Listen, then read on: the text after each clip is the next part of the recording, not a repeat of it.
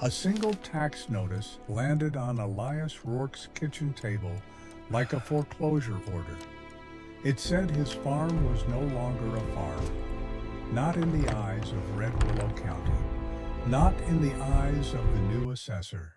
367 acres of barley, pasture, irrigation ditch, and family graves had been reclassified overnight as mixed-use expansion land. The tax due was printed in bold at the bottom, $176,900. Payable in 90 days. Blake Carver thought he had found the cleanest way to break an old farmer without ever touching a fence post. He thought Elias would panic, call the developer, and sell the Rourke place before the county could put a lien on it. But what Blake Carver did not know was sitting in a cedar chest under the farmhouse stairs. A brittle canal agreement from 1936, a forgotten covenant with the federal government, and one sentence that made the whole trap turn backward. If Red Willow County ever stopped treating the Rourke land as agricultural land, the county lost the water rights that kept half its new suburb alive, and the bill would not be paid by Elias Rourke. It would be paid by them. The morning the letter arrived, Elias was in the north field, checking a cracked riser on the old lateral irrigation line.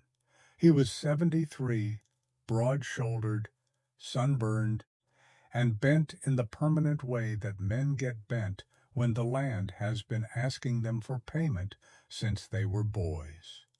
His hands were scarred from machinery, wire, frostbite, and one bad combine belt that had nearly taken 2 fingers in 1989. He had worked the Cedar Draw farm for 51 years.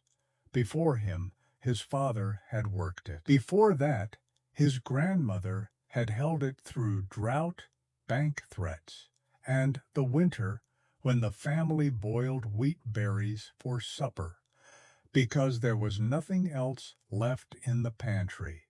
To Elias, the place was not acreage, it was memory with fences. To the county, it had become a problem. Red Willow had changed fast. For most of Elias's life, the town had been a grain elevator, a feed store, 2 churches, and a county courthouse with limestone steps worn smooth by farmers' boots. Then the expressway came. Then the remote workers came. Then the developers arrived in black trucks with clean tires and drone footage. The south edge of Elias's farm now looked across a paved entrance sign that read Silver Basin Heights. Behind that sign were $500,000 homes with stone veneers, 3-car garages, fake shutters, and sprinkler systems that hissed all night over lawns planted on land that used to grow feed corn. Elias had watched it all rise from his porch. He had been offered more money than he ever expected to see. He had turned it down every time. The answer was always the same. No, not angry, not dramatic, just final. By noon, Elias finished patching the riser, climbed into his battered blue pickup, and drove the quarter-mile down to the mailbox at the county road.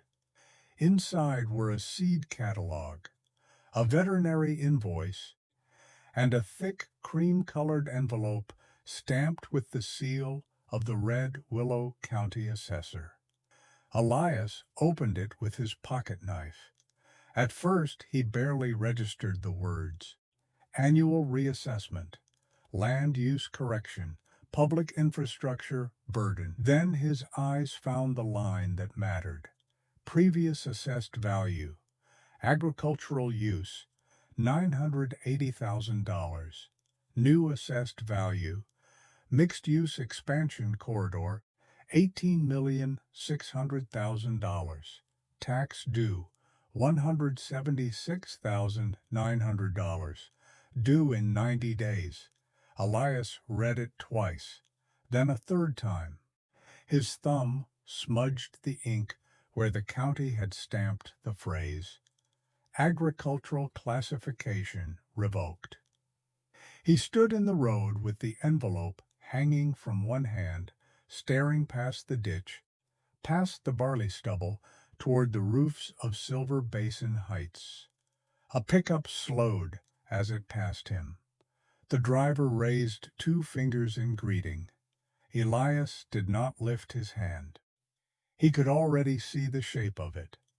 If he missed the payment, the county would place a tax lien.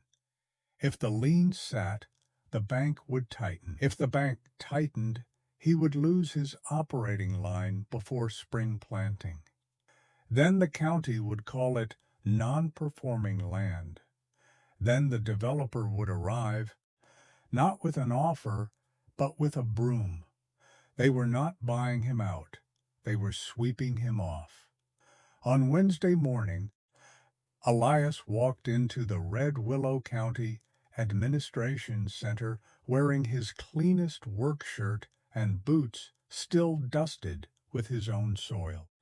The building had been remodeled the year before with brushed steel, glass walls, and a lobby fountain that ran on water pumped from under the very valley men like Elias had farmed for generations. Blake Carver's office was on the second floor. It had a corner view of the courthouse square and a wall-mounted screen showing color-coded zoning maps. Blake was 39, narrow-faced, sharp-suited, and polished in a way that made him look less like a public servant than a man who had been designed for committee hearings. He smiled when Elias entered, not kindly, prepared. "Mr. Rourke," Blake said, "I assumed you would come in." Elias laid the tax notice on the glass desk. "I want you to fix it." Blake glanced down like the paper was something unpleasant left on a sidewalk. "There is nothing to fix. This is a barley farm. This is land inside a growth impact zone. It has been a farm since my grandmother was alive. And Red Willow County is not the same county your grandmother knew." Blake tapped his keyboard. The wall screen changed to a satellite image of cedar draw. Red parcels, yellow parcels, green overlays. The Rourke farm sat in the middle, like a brown island surrounded by planned roads. Your property sits between the expressway interchange, the Silver Basin development, and the proposed medical park, Blake said. The county is required to assess property at its highest responsible use. Elias stared at the screen. "That is not a law. That is an excuse." Blake's smile thinned. "You are actively cultivating less than 60% of the tract. That pasture is resting. The draw is protected. The west strip floods every third spring, so I leave it in grass. And to our office, that is underutilization. To your office," Elias said, "soil conservation looks like laziness." Blake folded his hands. "Mr. Rourke, you have enjoyed a preferential tax classification for decades. The rest of the county needs roads, sewer capacity, fire coverage, schools. The people moving here are paying their share. So will you." Elias leaned forward. "My farm pays taxes. My water feeds this county. My family cleared those ditches when your maps were still blank." Blake's expression hardened. "You have 90 days. After that, enforcement begins." There it was. Not a conversation, a countdown. Elias picked up the letter. At the door, Blake added one more sentence, softly, almost helpfully. "There are buyers who would make this very simple for you. Elias turned back. For the first time, Blake saw the old man's face change. Not fear, not confusion, recognition. "You sent them before you sent the letter," Elias said. Blake did not answer. He did not need to. By 6 that evening, Livia Rourke was standing in her grandfather's kitchen with the tax notice in one hand and a legal pad in the other. She was 34, a title attorney in Spokane, and the only person Elias knew who could make a county clerk start whispering before she even opened her briefcase. She had grown up on that farm. She had left for law school. She had sworn she would never spend her life arguing with irrigation districts, probate offices, and men who thought a woman in muddy boots could not read a deed. Then her grandfather called, and the little tremor in his voice told her this was not paperwork. This was an attack. She read the reassessment twice. Then she set it flat on the table. "They are trying to force a distress sale." Elias sat across from her, both hands around a mug of coffee he had not touched. "Can they?" Livia did not answer quickly. That was how Elias knew it was bad. "Through the normal appeal process, they can drag us until the lien attaches," she said. "If the board backs Carver, and I think it will, we lose time. Time is what they want." "Malloy is on that board," Elias said. "Commissioner Malloy?" Elias nodded. "Her nephew works for Meridian Homes. Same company buying everything east of the expressway." Livia's eyes sharpened. "And Carver came from a county that specializes in development reassessments. He called my land underutilized." Livia looked out the kitchen window toward the dark fields. "Then we do not fight him on value first. We fight him on authority." She stood and crossed to the old built-in shelves beside the pantry. "Where are the original land papers?" "The bank had the mortgage release." "Not the mortgage, the old papers. Before the abstracts, before digitization." Elias frowned. "My mother kept a cedar chest under the stairs. Then we start there." The chest smelled like dust, cedar oil, and a century of things nobody had been brave enough to throw away. Inside were ration books, weathered photographs, a folded flag, yellow envelopes, brittle receipts, and a rolled linen survey tied with cotton string. Livia worked in silence. Elias watched her separate family history from legal history with careful hands. Then, beneath a stack of 1950s irrigation assessments, she found a long envelope marked in black ink.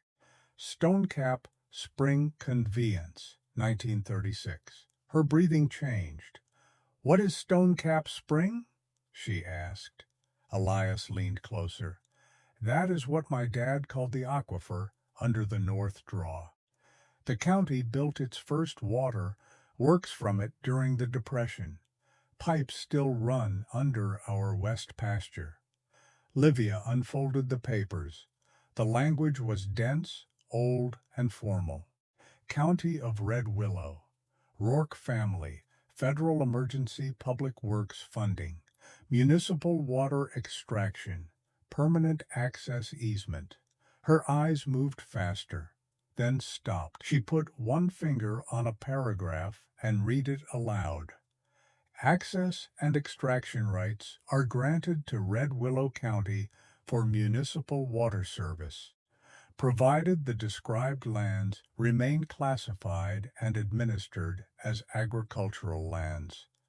Any involuntary alteration of said classification by the county, its officers, successors, or agents shall terminate this easement immediately."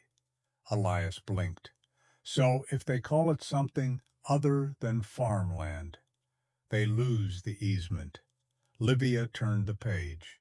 Then her face went very still. There is a damages clause. Elias knew that tone. It was not excitement. It was a door opening. Read it, he said. In the event the county breaches the agricultural classification condition, the landowner shall receive immediate restitution equal to the county's current non-agricultural valuation of the affected lands, together with restoration of all spring, aquifer, access, and water rights. Elias stared at the paper. The kitchen clock ticked above the stove. Livia looked down at the tax notice on the table. Blake Carver valued the affected land at $18,600,000. Elias slowly sat back. He wrote the number himself. Yes, Livia said, he did. The first public meeting after the reassessment was held in Chamber 2, a room built to make ordinary citizens feel small. The commissioners sat on a raised bench beneath the county seal. Blake Carver stood at the podium with a slide deck titled Modernizing Revenue for a Growing Red Willow. Commissioner Denise Malloy sat in the center seat, silver hair pinned tight, lips pressed into a line of practiced impatience. Beside her, County Counsel Owen Bell looked as if he had already heard 5 things that worried him and was waiting for the 6th. Blake was finishing with a flourish. By correcting outdated agricultural classifications, this office has identified nearly $11 million in future revenue that can support roads, water pressure, emergency services, and housing growth. Malloy nodded. Excellent work, Mr. Carver. Then Livia stood in the back row. Madam Commissioner, Malloy looked up. Public comment is limited to registered speakers. We are not here for public comment, Livia said, walking down the aisle. We are here to accept the assessor's determination. The room shifted. Reporters looked up. Blake turned from the screen. Elias followed his granddaughter down the aisle, hat in hand, boots heavy on the carpet. Malloy's expression softened into satisfaction. That is a wise decision, Mr. Rourke. The county will of course assist in connecting you with appropriate buyers. We are not selling to Meridian, Elias said. Malloy's smile disappeared. Livia placed a certified copy of the 1936 Stonecap Spring conveyance on the clerk's desk. We are accepting Mr. Carver's reclassification because his office has now triggered Section 4 of this agreement. Owen Bell reached for the document. He began reading. By the middle of the first page, his jaw tightened. By the second, he removed his glasses. Blake laughed once. A Depression-era water document has no bearing on a modern tax correction. It is not just a water document, Livia said. It is the recorded instrument that gives Red Willow County permission to pump from Stonecap Spring. The chamber quieted. Livia turned toward Owen Bell. Counsel, please read the condition clause aloud. Bell hesitated. Malloy snapped, Owen. He leaned toward the microphone. Access and extraction rights are granted, provided the described lands remain classified and administered as agricultural lands. Any involuntary alteration of said classification by the county, its officers, successors, or agents, shall terminate this easement immediately. The silence after that was so complete that someone's phone vibration sounded like a machinery. Livia let the words settle. Mr. Carver revoked the agricultural classification 3 days ago. By the county's own act, the county has terminated its right to pump from Stonecap Spring. Malloy's face reddened. That spring supplies a third of Red Willow's municipal water. 42%, Livia corrected. Your own infrastructure report says so. Blake stepped forward. This is absurd. That clause is obsolete. It was recorded with federal funding language attached, Livia said, which means it is not obsolete because you are embarrassed by it. She turned to Blake. Mr.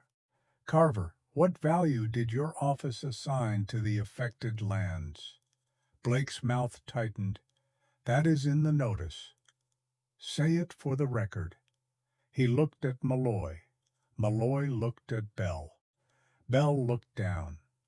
Mr. Carver, Livia said, you were confident enough to send the bill. Be confident enough to say the number. Blake swallowed. $18,600,000.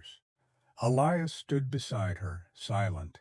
Livia closed the folder. Then Red Willow County owes Elias Rourke $18,600,000 in immediate restitution. We have filed for a federal injunction preventing further extraction from Stonecap Spring until the breach is resolved. The room broke open. Reporters stood. Residents shouted. Malloy slammed her gavel. Blake stared at the screen behind him, where the Rourke farm was still glowing red on his own map. He had painted the trap himself. The next 48 hours turned Red Willow County into a pressure cooker. The Gazette headline ran above the fold. Stankaty tax move threatens watercrites. 18.6 million claim. The county insisted the pumps would stay on. Livia filed in federal court before noon. By Friday afternoon, a judge issued a temporary order barring any increase in extraction and requiring the county to show why the 1936 covenant did not control the water easement. That should have made the county cautious. It did the opposite. On Monday morning, 2 sheriff's vehicles, a county SUV, and Blake Carver's black sedan rolled through the gate at Cedar Draw. Elias was near the machinery shed, greasing the baler.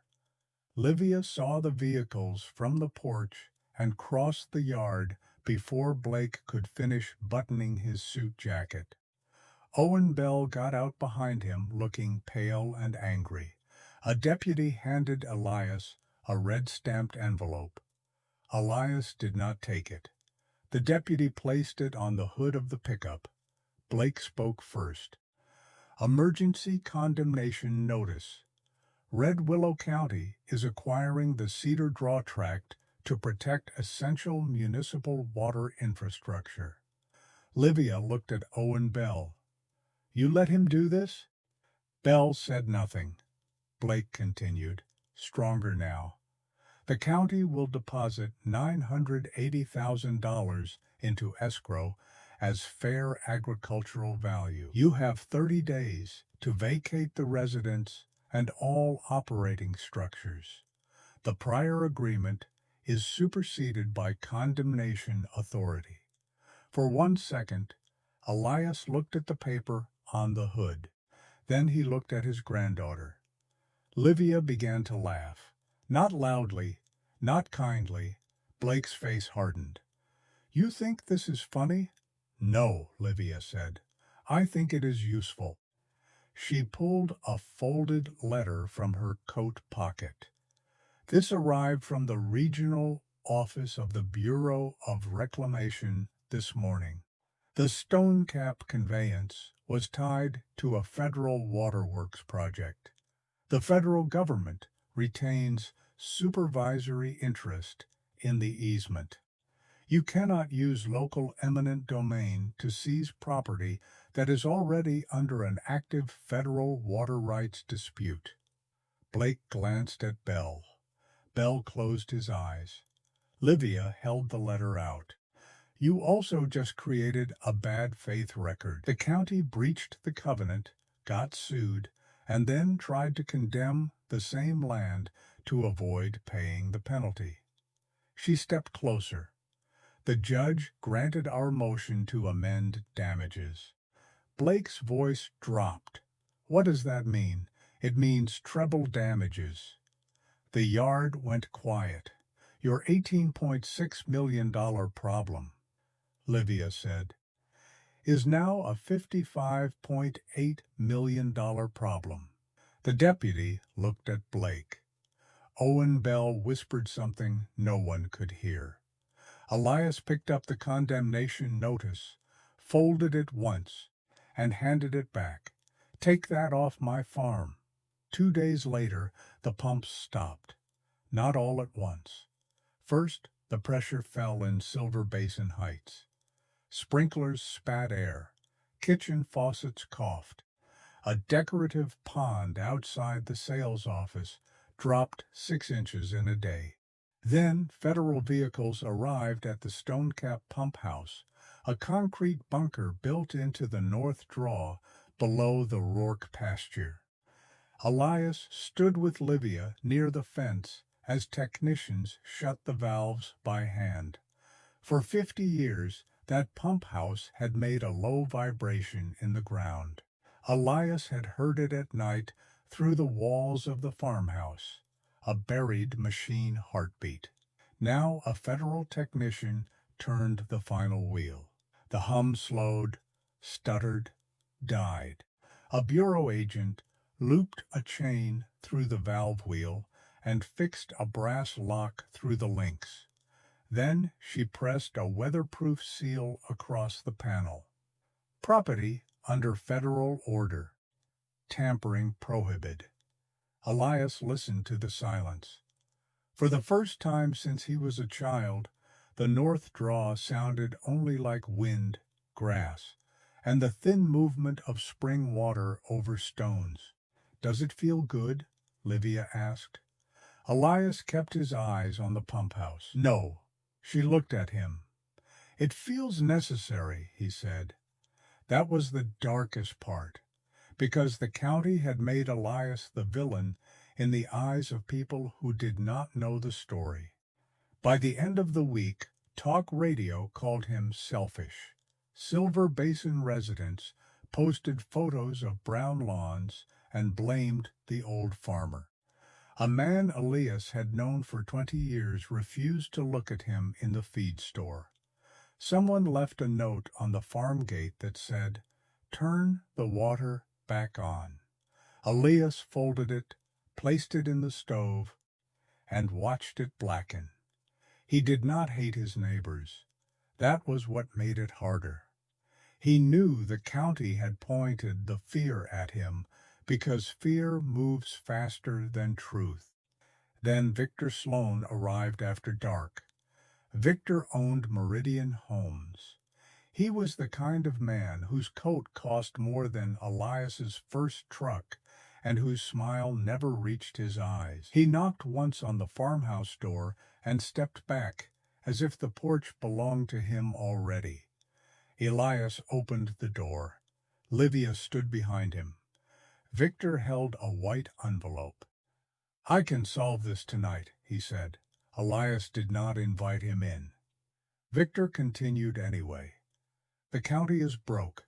They cannot pay $55 million. If you force bankruptcy, you will wait years. Meanwhile, Red Willow collapses, and everyone in town blames your family."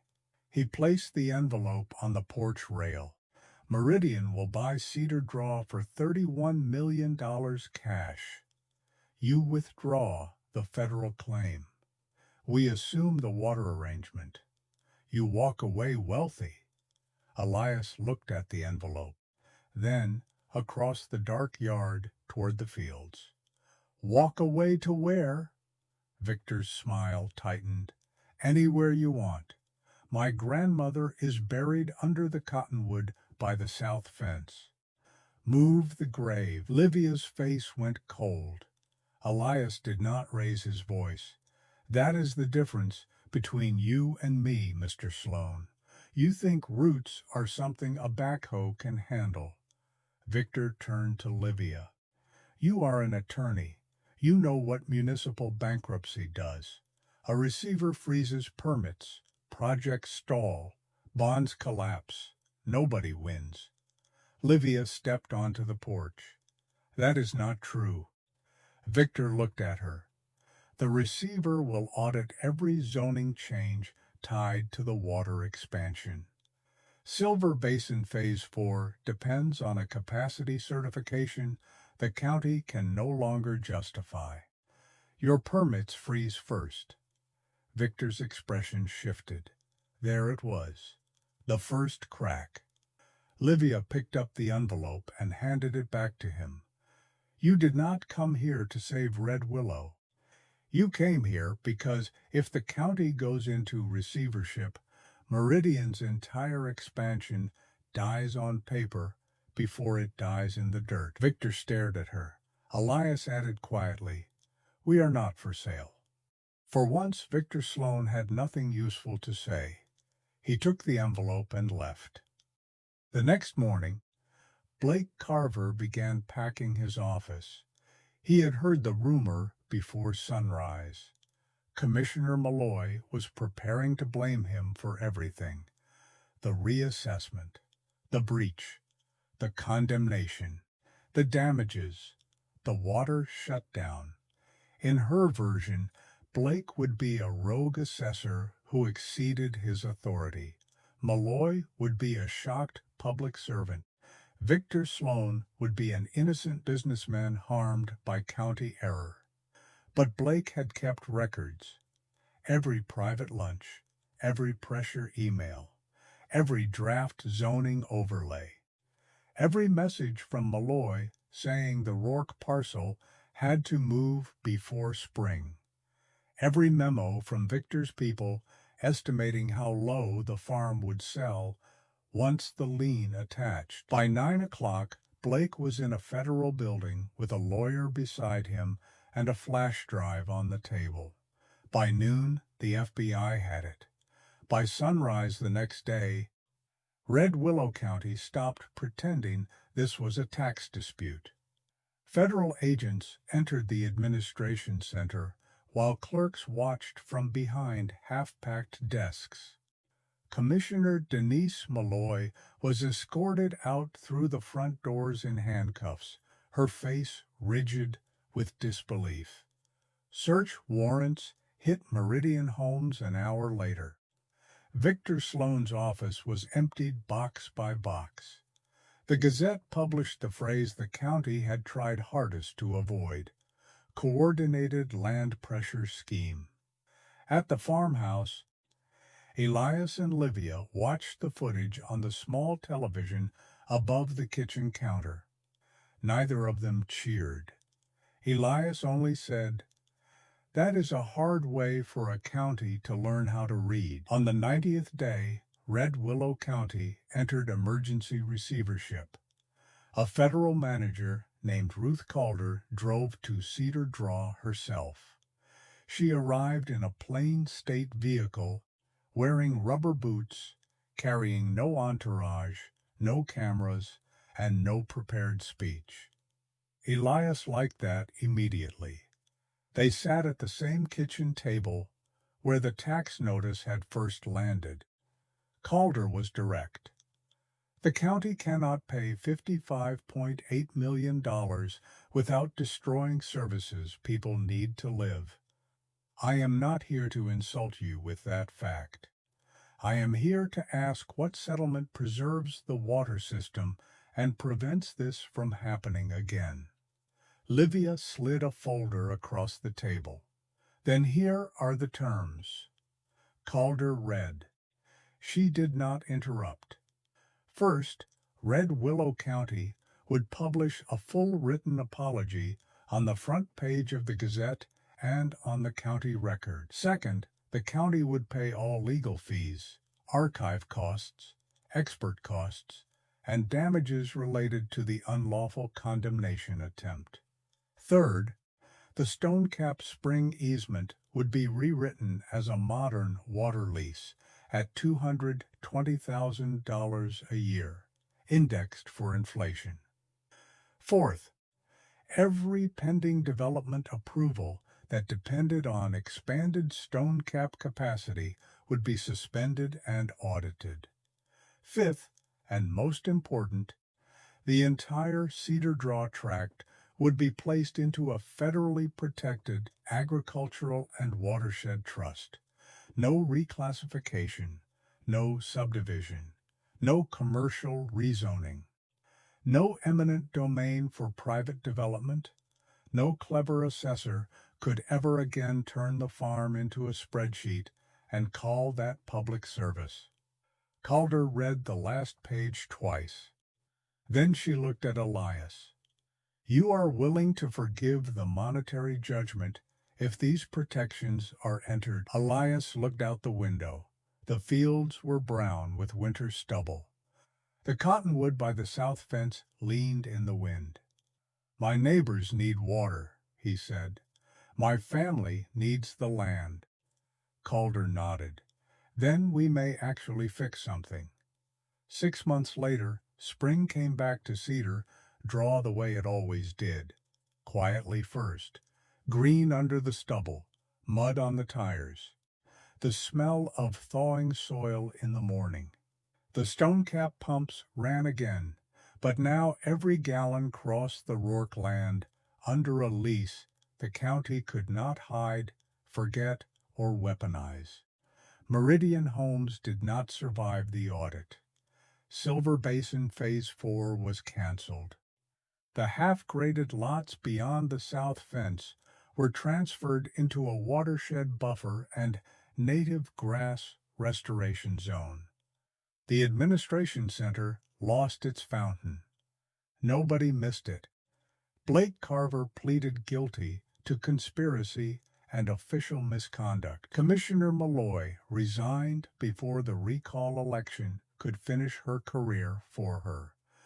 Victor Sloan spent more time with lawyers than investors, and Elias Rourke went back to work.